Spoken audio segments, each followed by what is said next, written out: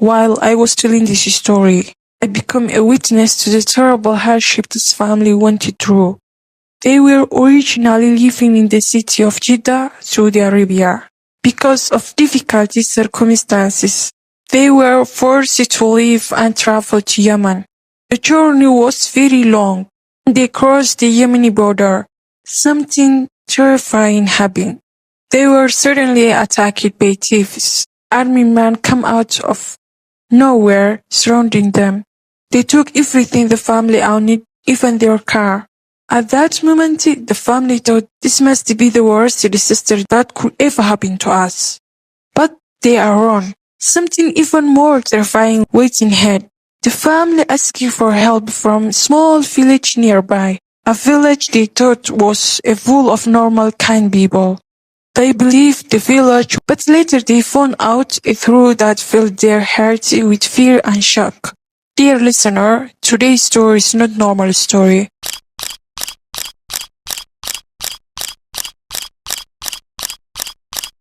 It is a story so strange, so shocking that I don't ever want to say too much in the introduction.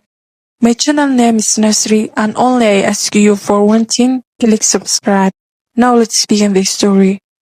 The girl speaking in this story's name is Sumaya. Sumaya said, I was born and raised in Saudi Arabia, but my roots are from Yemen.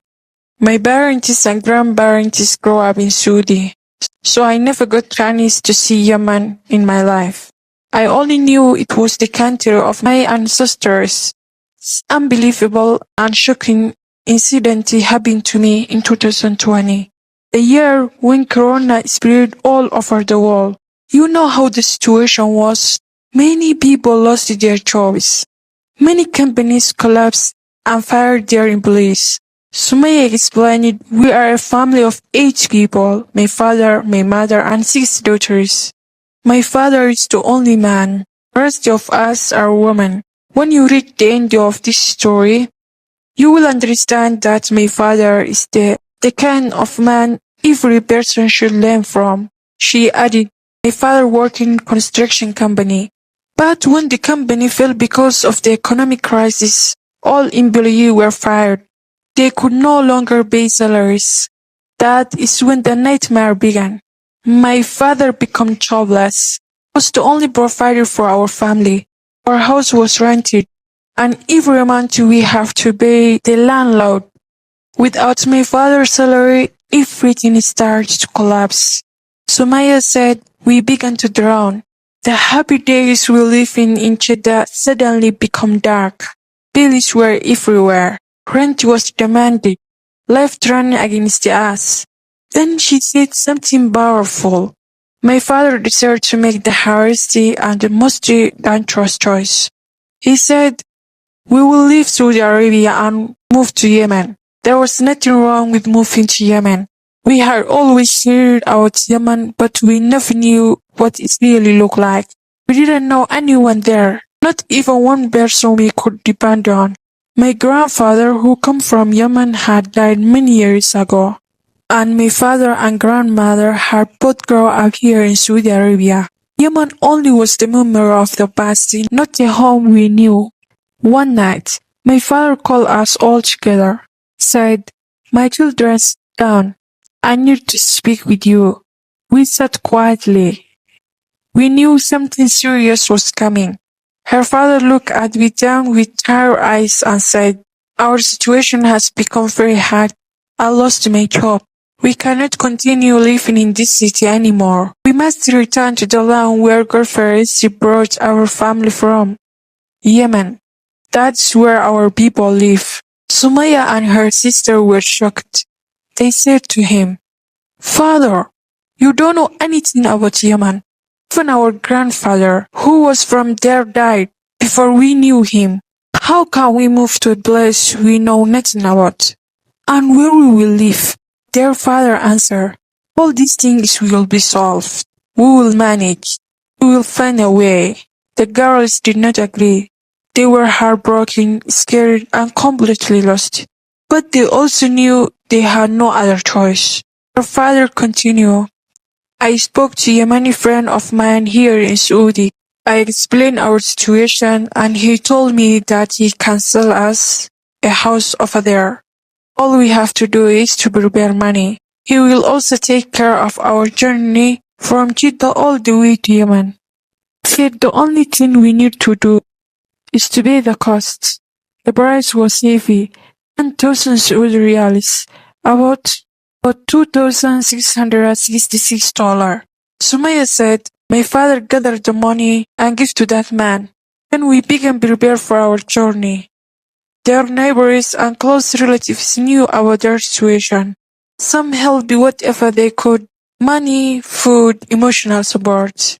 Anything to help the family live without starving. Finally, when they had just enough, they took the only valuable things they owned, their car. Sumaya said, that car was the only thing we had in the whole city.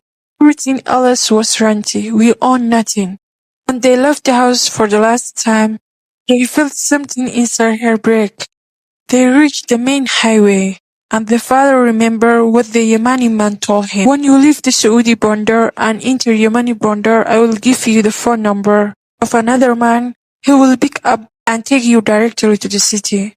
Her father trusted that man, but that man was the reason for everything that was about to happen. When we started driving down Longy Road, none of us spoke. Not even one word.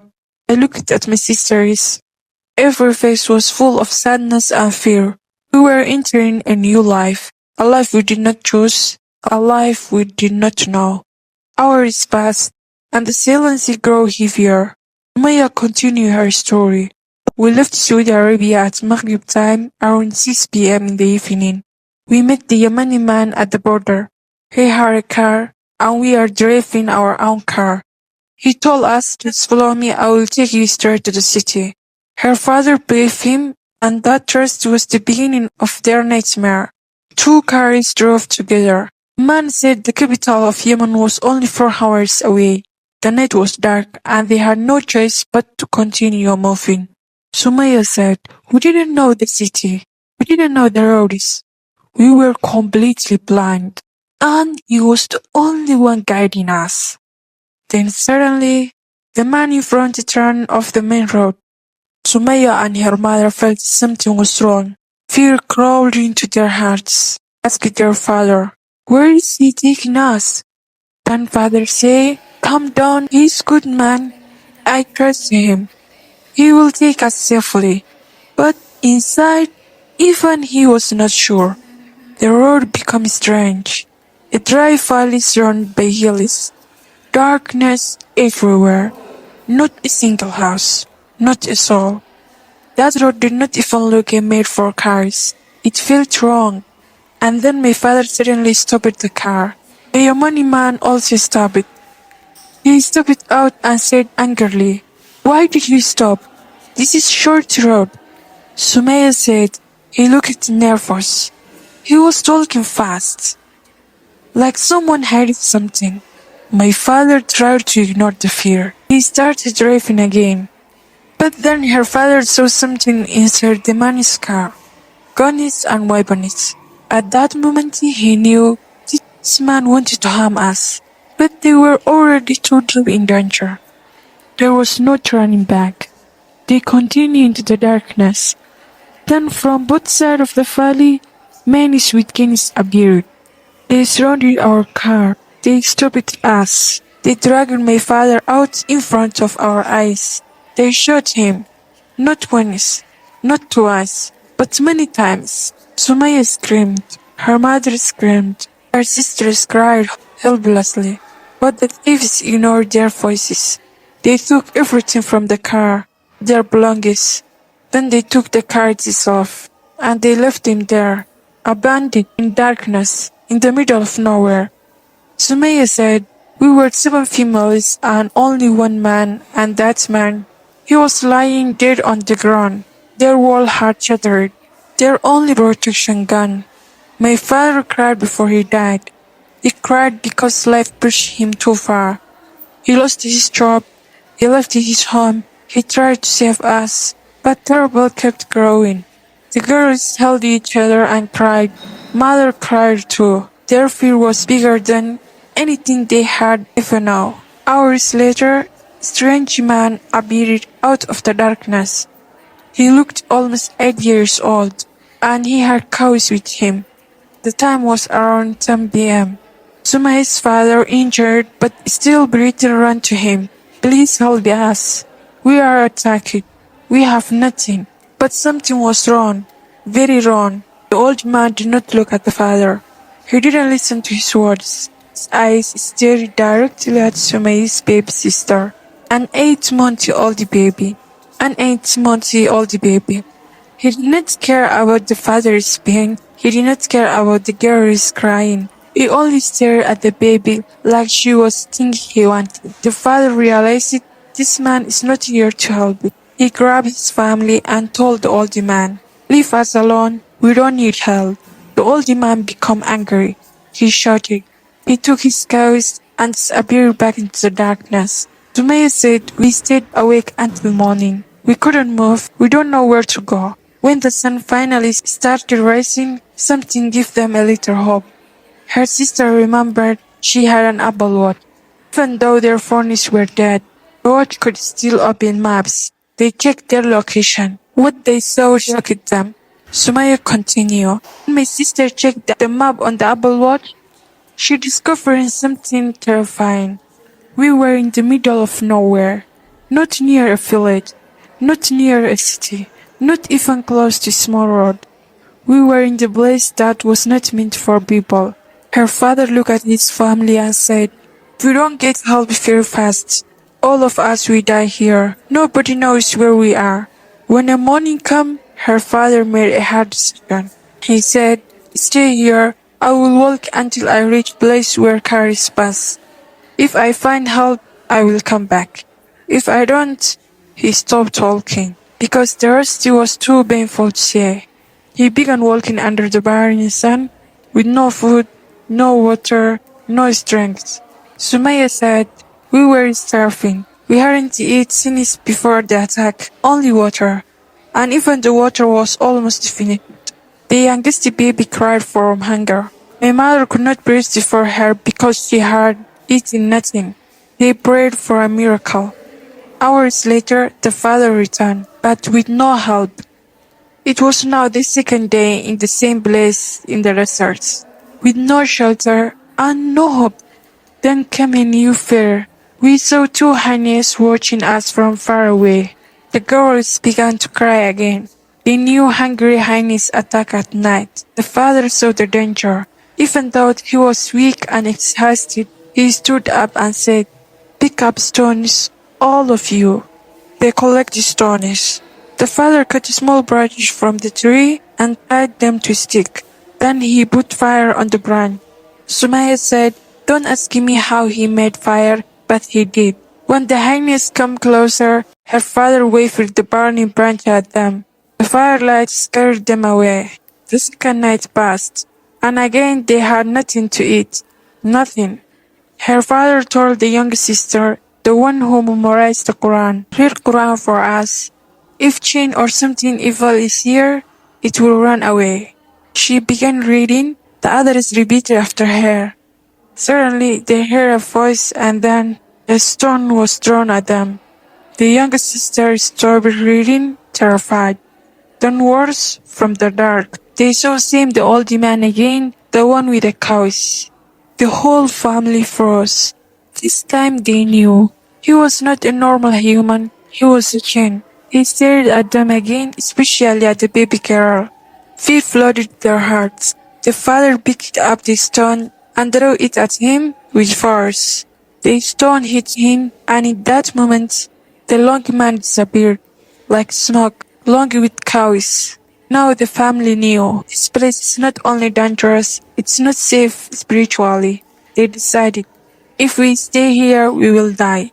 Father was collapsing from exhaustion. 2 days without sleep, without food, without help. The daughters gathered around him and said, "Father, when the mornings come, we must walk."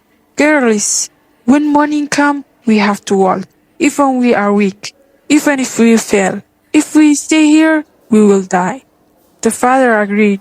That night, the girls carried him so he could sleep. Next morning, when no strength left, they began walking, hour after hour, pain after pain, until they finally reached a small village. But this village was not what they expect. Sumaya said, the next part is the strangest thing that ever happened to us. When we finally entered that village, we begged villagers, please help us, we are lost, we need help. But the people in village only stared at us, all of them silent with cold faces. They were villagers, yet something about them felt strange, too strange. Only old woman stepped out forward. She said in gentle voice, what happened to you? Why do you look like this?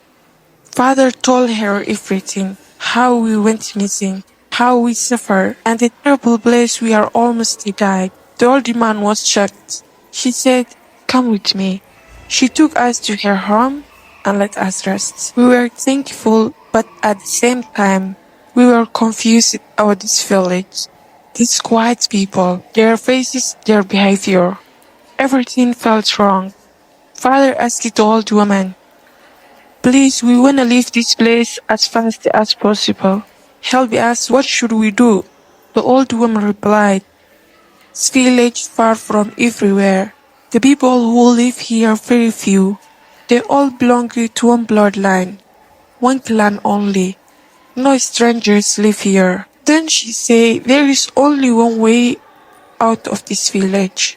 There is a man who lives here who has a small car. He's the only one who can take you to the nearby city. If he refuses, then there is no other way. She explaining that the man leaves in early every morning and returns late at night. People rarely see him. He waited for him that night. When the man finally came to the village, father immediately went to him. He told him everything, how the car was stolen, how we nearly died. The man held his head in shock and said, who did that to you? How could someone do such things? Then he agreed, I will take you, I will drive you out of here. For the first time we had hope, but the next morning, something happened that none of us expected. Mother screamed. We all ran to her. Our young sister, the little girl who slept next to us that night, was gone. Missing. We searched everywhere.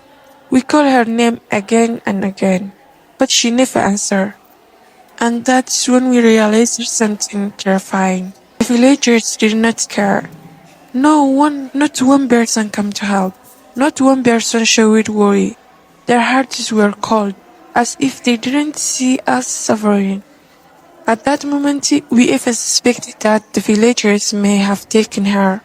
Father could not control his anger anymore. He stood in the middle of the village and shouted, if you don't return my child, something will happen here that you will never forget. You don't know who I am? Even though the father was exhausted, powerless, he wanted to show them that we were not weak, that we could not sit quietly while our sister was taken. But nothing happened. The villagers did not move. Not even one person reacted.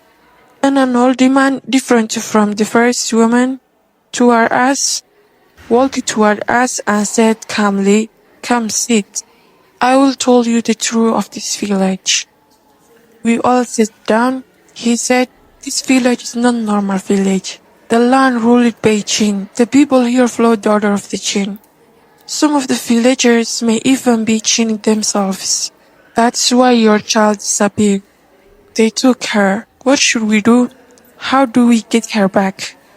The old man answered, to get your daughter back, you must stay in this village for a few days. Live with us until the Jinn return her. These words didn't make sense, but we had no choice. No one else would help us. No one else would even speak to us. Father agreed. The old man showed us house, an empty house, huge old, with dark walls and silent rooms. We entered it that night. Father told us, every morning I will search your sister. Do not leave the house, not even one step outside. That night our family separated into rooms, and we spirit father and mother sleep in one room, we children sprang to others. I and Sumaya sleep with my youngest sister. We cried silently, remembering our old life and the nightmare we were trapped with now. My sister tried to open the door to go outside, maybe out of fear, maybe out of despair. But the door, which was unlocked earlier, would not open no matter how hard we pushed it. Someone or something had locked us inside. Then we heard cried, our missing little sister, crying inside the room. We froze, terror filled our bodies. We screamed her name, but crying stopped suddenly. Silence. We crawled into the bed shaking. Fear was eating us alive. But we finally fell asleep because of exhaustion. In the morning we rushed out and told mother and others. They had their own horrors too. Strange sounds and shadows. Things moving. No sleep. Everyone began to believe the truth. This house, this village, was ruled by Jinn. We were inside their territory. That morning, father left the house to search for food and to look for our missing sister. Before leaving, he said, no matter what happens, don't open the door and don't leave this house. And then he was gone, and there we were, me and my sister sitting alone on the balcony of that hunting house. As we sat on the balcony of hunting house, we suddenly saw far away, Shepherd, the man who always walked with the cow, man we had seen before, and beside him we heard crying. A crying sound exactly our missing sister. Our hearts dropped. We immediately told mother. We waited to father to turn so we could tell him too. When father heard this, depth entered his heart. He began to think the shepherd may be behind everything. Father wanted to old man earlier, the one who told us about the Jinn ruling the village, and demanding answers. At first the old man refused to speak, but father insisted again and again, until the old man finally revealed the truth. He said, that shepherd, the man with the sheep, the man with the cow, he used to steal from the villagers. He had many people. The villagers prayed to Allah to stop him. Then one day, he disappeared. No one saw him again. We thought he was gone forever. Until suddenly he returned, walking with cows, but no one knew where he lived. No one knew where he slept. He only appeared and disappeared. Some of us believe the Jinn banished him and forced him to follow their animal forever. Then the old man said, what is that? The word is that froze our blood. The cow we saw are not normal cow. They belong to the Jinn. Even the shepherd we saw was not a normal man. And the flock was not normal livestock. Father was terrified but determined. He wanted to leave the village, even if he could not take our missing sister with him. He asked the old man, how I can live alone and go ask for help. The old man answered, there is only one way to leave the village, the man with the car. He is the only exit. But the man with the car was angry at us because the father shouted at the villagers when the child disappeared, so he refused to help. Father waited until the night and approached him again when he returned. The man was still furious. He said, I will not take you. If you want me to drive you out, you must pay me a lot of money. Father only had 1,000 Saudi riyals left. His last money in the world. If he gave it away, nothing will remain. But he had no choice. The man finally said, I will drop you only at the nearest main highway. You walk the rest. He refused to take us further. The next Friday, the third day, father woke up and made dangerous decision. He left the house again to continue searching the missing girl and for a way out. Hours passed. Then suddenly, father returned driving a powerful 4x4 car with 3 strong men sitting with him. He was smiling for the first time in days. We all screamed for happiness. He told us, come quickly, get into the car. We are leaving this village. Mother hesitated, tear in her eyes. How can I live without my daughter? And the father said words that broke our hearts. I promise we will find her. But first we must leave this place alive. We entered the car and escaped the car's village. We reached the nearest town, a town full of normal people, but we still carried fear inside. One of the important officials in that town welcomed us into his home. He gave us food, a place to clean ourselves, a place to rest. For the first time in days, we slept without fear. Father could not rest. He left earlier every morning to search our missing daughter and search for the stolen car. The man who helped us were kind. May Allah reward them, they said. We will stand with you. You will find your daughter. You will get your car back. They searched the whole city, and then good news and bad news come together. They found father's stolen car, but it was parked near the house of powerful official, a man higher in ranking than the people helping us. When they told us where the car was, we all became afraid. Still, father went to that house and knocked. He said, "This car was mine. It was stolen for me." The man refused to talk. He slammed the door and shouted, "Get out! This car is mine. Leave before I make trouble for you." Listen, this is where the story even become darker. The man in the house refused to return the car. He said, "I bought this car from the black market. I paid a lot of money for it. If you want it back, I want my money back first." Even when the people helping my father spoke to him, even when the important official who sold him the car told him, "This is wrong, give the car back," the man refused. He kept saying, "I will return the car only if I get every coin back, exactly what I paid." So the man who were helping my father collected the money. They were turned to the man. And finally my father got his car back. But before my father drove away, he asked him one last question. "Tell me who sold you that car?" And when the man said the name, everyone froze. Because it was same man from the beginning of the story, the one who robbed our family, the one who caused every problem we suffered. The car was recovered, but one thing was still missing, our little sister. So my father returned to the village, and with 3 strong cars following behind us, full of men ready to help. We were arriving during sunset. The darkness was slowly covering the land. Before we entered the village, we searched everywhere along the way, the areas we passed in daylight. But when the night fell, everything turned pitch black. The girls started using flashlights to scan the road and blocks, but still there was no sign of our little sister.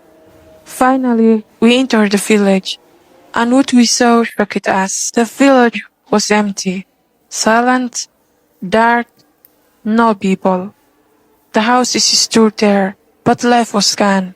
And then, there in front of us, we saw the favorite car, the man who infiled my father, parked in front of his home. When he noticed our car, he panicked and ran inside, hiding under his house.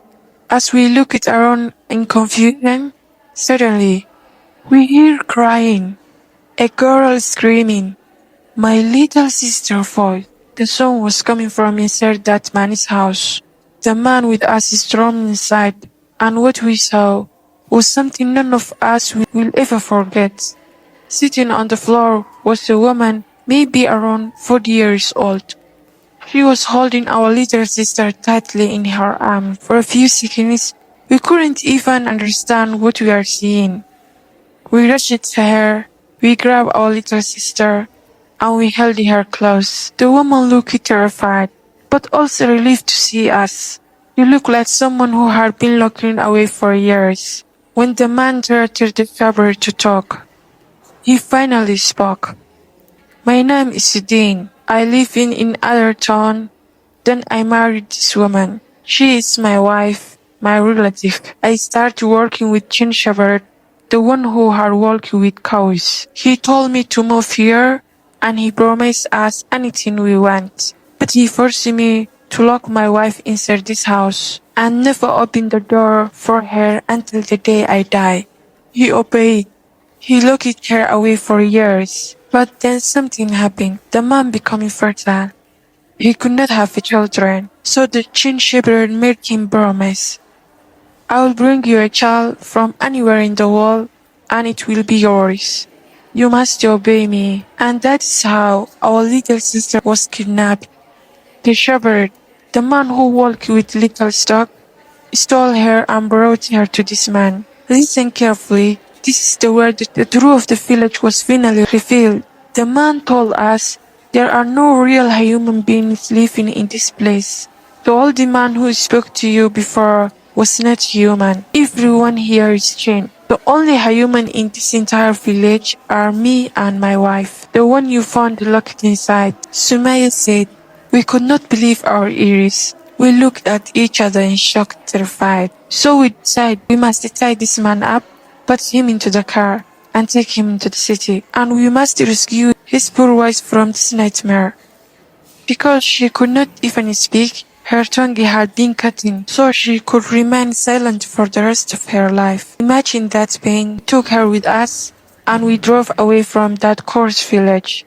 The man helping us said, this man must face justice. He must be punished for locking his wife and working with the Jinn. So they took him and began legal process. My father swore he would never stay in that land again. The man advised him, Yemen is not safe for you. Go back to the country you come from or move to another safe place like Oman.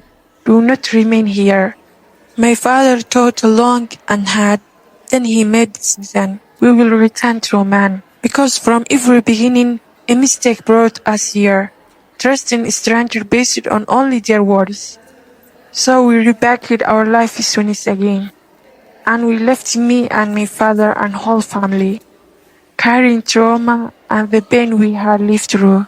My father immediately started searching for a house. He fixed everything for us, and then he began looking for work. Within 2 or 3 days, he found a job at construction company. As Sumaya said, we don't want to leave all responsibility on him, so we all agreed to work too. My younger sister, the one who memorized Quran, got job teaching Quran. Me and my other sister enrolled to learn English. And very soon we started working in English language center.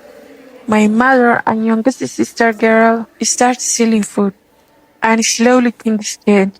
Within short time, we bought a family car. Sometimes even went out to enjoy their air and change the mood. Our life becoming good again. Sumaya said something unforgettable. Every hardship has goodness behind it. Allah only tests us and trains us to show what is inside us. If we are patient, we win. At the end, all we can say, thank you, Allah. That is the where Sumaya's story ends. But before she finished, she looked at everyone watching and said, the biggest lesson I learned is the manhood of my father. A real man protects his family. A real man carries responsibility, no matter how hard life becomes. Then she spoke directly to the man listening. When you get married, you become a leader. Protect your family. Respect your parents. And never abandon your wife and children in difficult times. This is the end. I will greet you all. Thank you for listening my story. We will meet again the next Friday, inshallah.